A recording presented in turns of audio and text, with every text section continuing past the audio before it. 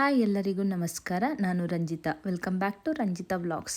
ಇವತ್ತು ನಾವು ಡಾಲಿ ಧನಂಜಯ ಅವ್ರ ಮನೆಗೆ ಹೋಗ್ತಿದ್ದೀವಿ. ಯಾಕಂದರೆ ನನಗೂ ಕೂಡ ನನ್ನ ಮಾವನಿಗೆ ತಂಗಿ ಮಗ ಆಗಿರೋ ಕಾರಣ ಎಲ್ಲರೂ ಕೂಡ ಅಂದರೆ ನನ್ನ ಮನೆಯವ್ರ ಅಕ್ಕಂದ್ರೆಲ್ಲರೂ ಕೂಡ ಅವ್ರ ಮನೆಗೆ ಹೋಗಿದ್ವಿ. ಗುರುವಾರ ಬೆಳಗಿನ ಜಾವನೇ ಅಂದರೆ ಸುತ್ತಮುತ್ತ ಊರಿನ ದೇವ್ರುಗಳೆಲ್ಲ ಮನೆಗೆ ಕರೆಸಿದ್ರು. ಜೊತೆಗೆ ಅವರು ಅರಳಿಕಟ್ಟೆ ಕಟ್ಟಿಸಿದ್ರಂತೆ, ಅದಕ್ಕೆ ಪೂಜೆ ಇತ್ತು. ಜೊತೆಗೆ ಏನಂದರೆ ಸುತ್ತಮುತ್ತ ಊರಿನ ದೇವ್ರುಗಳನ್ನೆಲ್ಲ ಊರಿಗೆ ಕರೆಸಿದ್ರು ಪೂಜೆ ಮಾಡಿಸ್ಲಿಕ್ಕೆ ಮನೆಗೆ.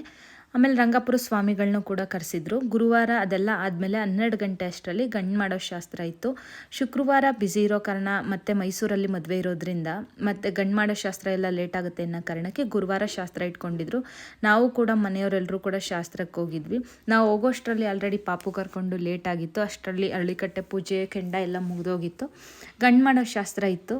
ನಾವು ಹೋದ್ಮೇಲೆ ಆ ಶಾಸ್ತ್ರ ಮುಗಿಸ್ಕೊಂಡು ತಿಂಡಿ ಊಟ ಮುಗಿಸ್ಕೊಂಡು ಬಂದ್ವಿ.